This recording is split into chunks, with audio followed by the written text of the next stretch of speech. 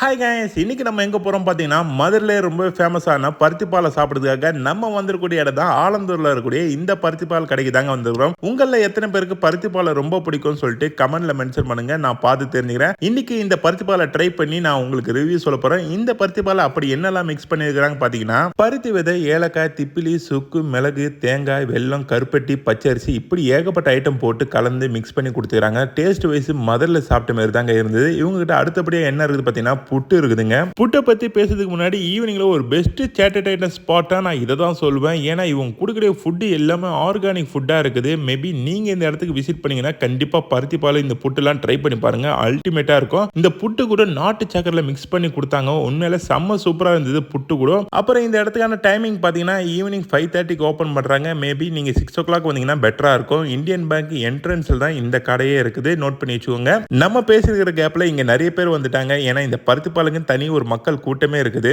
அடுத்ததா இவங்க நான் ட்ரை பண்றது இந்த கடல் பாசி தான். என்ன மாதிரி ஃபர்ஸ்ட் டைம் பேரை கேள்விப்படுறவங்க கமெண்ட்ல மென்ஷன் பண்ணுங்க, இதை சாப்பிட்டு பார்த்து உங்களுக்கு நான் ரிவ்யூ சொல்றேன். ஃபர்ஸ்ட் இந்த கடல் பாசி டேஸ்ட் வைஸ் செம்ம சூப்பராகவே இருந்தது. அப்புறம் ஜெல்லி டைப்ல இருந்தது. மேபி நீங்க இந்த கடல் பாசிலாம் ட்ரை பண்ணி பாருங்க, உண்மையிலே இது உடம்பு ஈட்ட குறைக்கும் சொல்றாங்க. ஓகே கைஸ், இந்த இடத்த விட்டு கிளம்பிடலாம். இந்த வீடியோ பிடிச்சிருந்தா லைக் பண்ணுங்க. Bye bye.